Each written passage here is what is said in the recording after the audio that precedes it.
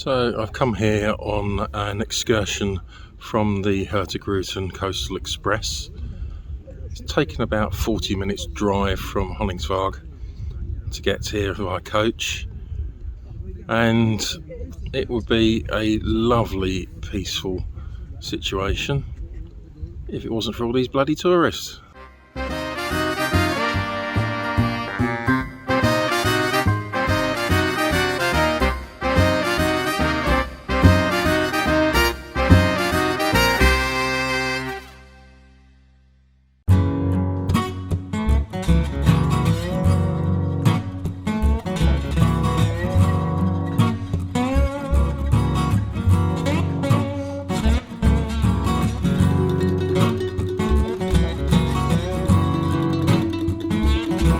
This is my room in the Scandic Kirkenes. I have a bath in the bathroom, which is nice.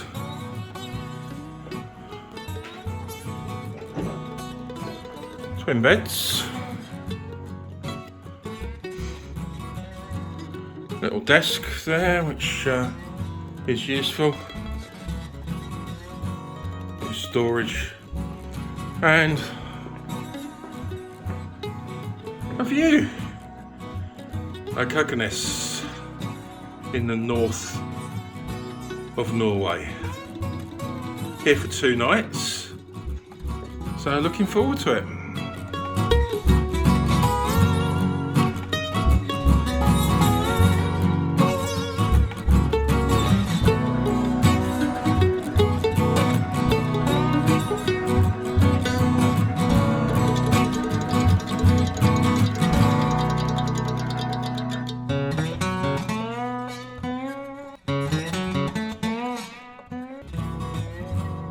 The flight from Tromsø to Kirkenes takes about an hour.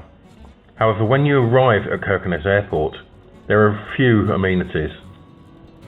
Although you can jump on a coach which will take you to the centre of town, rather than hire a taxi. Kirkenes is a small town in far northeastern Norway, known for its views of the Northern Lights.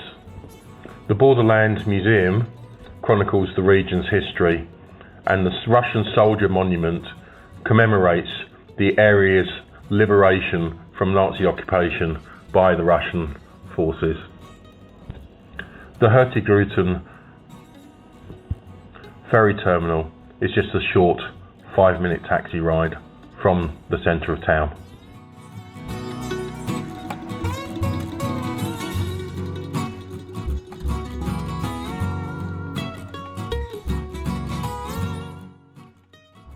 Kirkenes is the starting point for the Hurtigruten Coastal Express journey southwards to Bergen.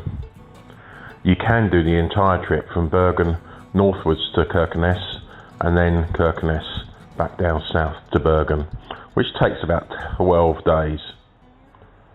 My journey was the southern leg, which took around 6 days.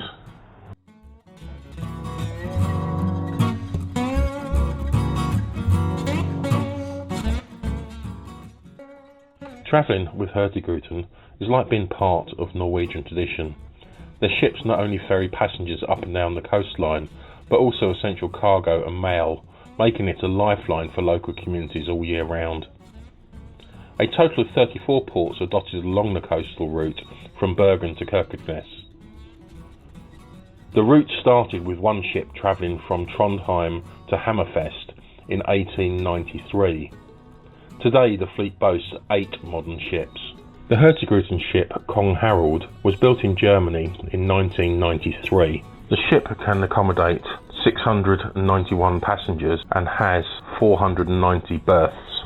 The car deck has a capacity of 45 cars. The cargo hold is 1,500 cubic metres, and loading and unloading takes place with a forklift through a large side gate with a 5-ton pallet lift on the port side. The main engines are 2 6-cylinder 4-stroke Krupp Mack diesel engines, and the top speed of the ship is 20 knots. Common areas include a bar, viewing lounge, cafe, dining room and conference room. When boarding the ship, you get a cruise card which is linked to your credit card, and with this card you can pay for anything on board in the shops, restaurants and cafes. At the end of your journey, you settle up the outstanding bill. So my Hurtigruten Coastal Express journey began in the Arctic town of Kirkenes, just a few miles from the Russian border. Boarding the ship, you have a little time to orientate yourself before you can get access to the cabins. The first port of call was Vardø, and then on to Fjords, a small port in the Barents Sea.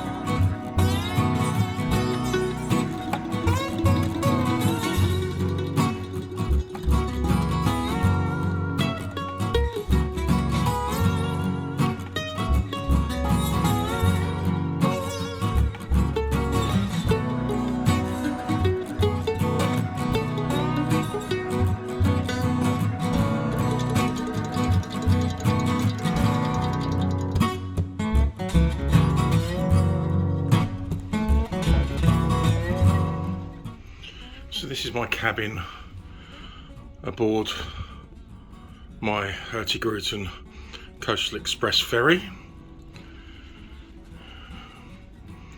So we have a television, some cupboard space, which is nice. We actually have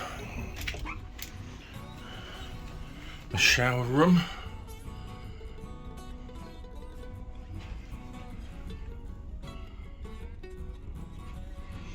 Which is a fair size, and a little desk so I can do a bit of work. It's quite a cosy cabin. The view is restricted, but I knew that coming onto the ship.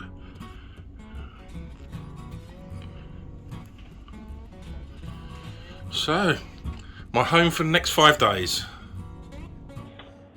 On day 2 of my trip, I got up early for my excursion ashore, and I was fortunate enough to see, out of the window of the ferry, a pod of whales. It was a truly majestic sight, and I was so fortunate to be able to see it.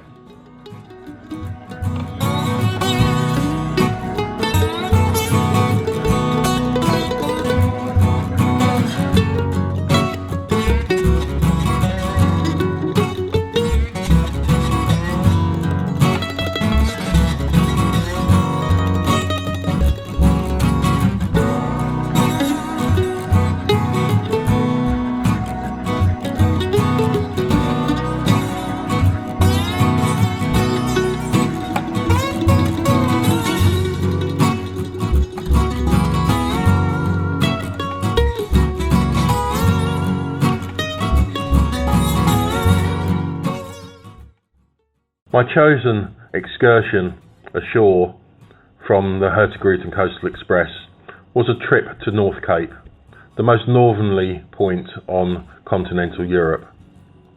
This meant disembarking the ferry at 5:45 on day 2 at Honningsvåg. We jumped on a coach and headed cross country to North Cape, where we had breakfast and plenty of opportunities for photos by the cliff. So here I am at the North Cape in Norway. It's the most northernmost point in the European mainland. 71 degrees north, well inside the Arctic Circle, and out to sea you've got another 2,000 kilometres before you reach the North Pole. So, breakfast at the North Cape. It's a really isolated place at the northernmost point that's reachable by foot in Norway. However, when you drive in, there's dozens and dozens of camper vans all parked here, so that was a little bit of a surprise. But we're the only tour group here at the moment, so making most of the opportunity while we can.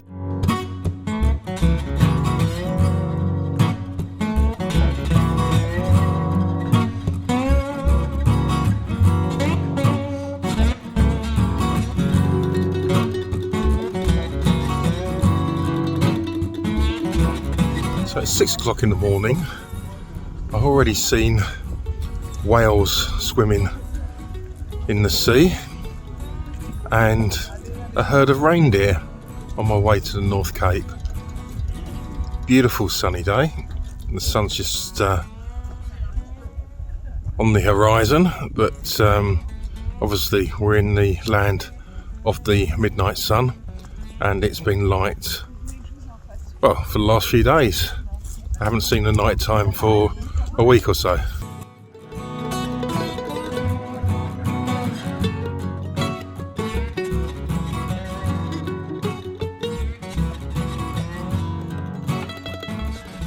If it wasn't for all these tourist groups, it'd be a very peaceful place here.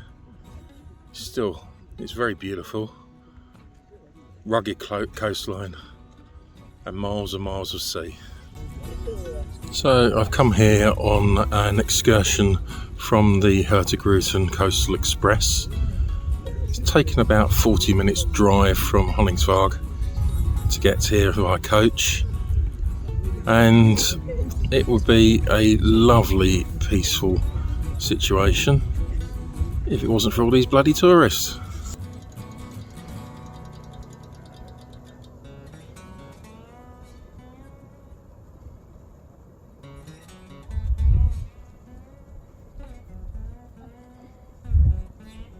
Now the rush of tourists are over.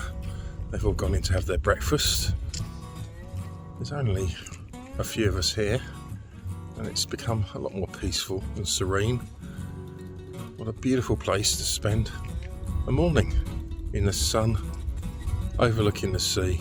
North Cape was discovered by an Englishman in 1553. Richard Challoner was on a voyage to discover the northeast passage to Asia. It was some 100 years later before the first tourist visited the site, an Italian priest named Francesco Negri. In 1875, British travel agent Thomas Cook arranged their first tour to North Cape. There have been many famous visitors to the area over the years, including King Oscar II of Sweden and Norway, Emperor Wilhelm II of Germany, and King Chulalongkorn from Thailand, whose visit is commemorated by a Thai museum at the site.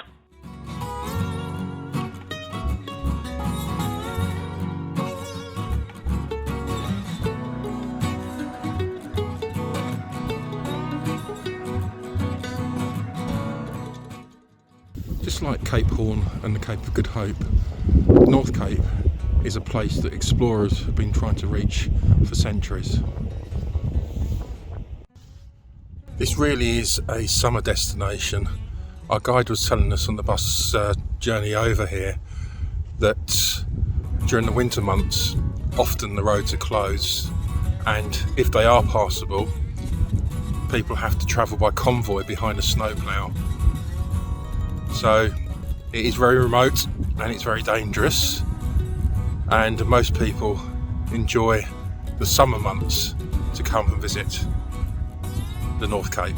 Afterwards we headed back on the coach and went to Hammerfest, where we rejoined the ferry. Out of the window there were spectacular views, and I had the opportunity to see several herds of reindeer standing and grazing on the side of the road. Whilst the Hurtigruten excursions ashore are not cheap, it certainly was worth visiting North Cape.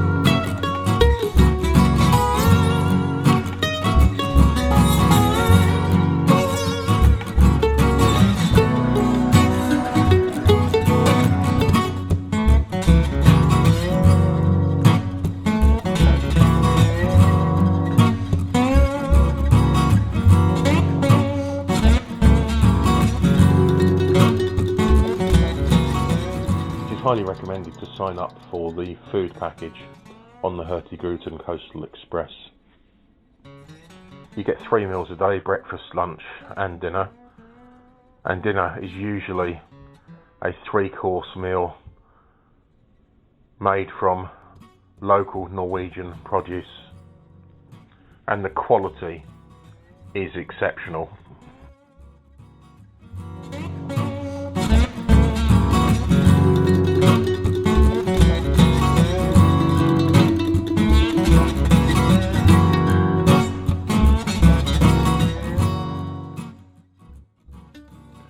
Day 2 finishes with the ship arriving in Tromsø around midnight.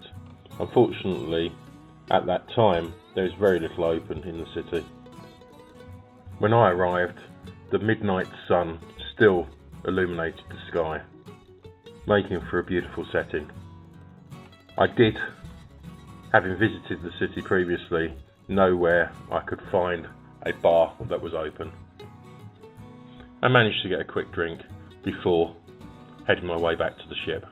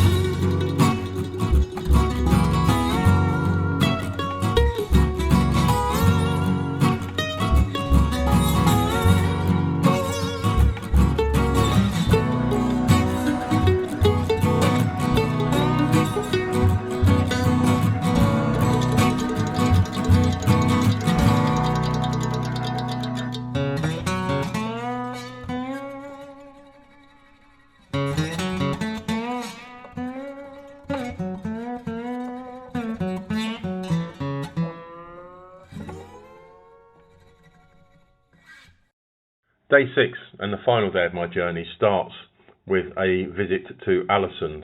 You arrive at about midnight, and whilst there's a good opportunity to go into town and stretch your legs, there are further brief stops at Torvik, Maløy and Florø before heading to the stunning views at the mouth of the Sogne fjord, which is the longest and widest fjord in the whole of Norway.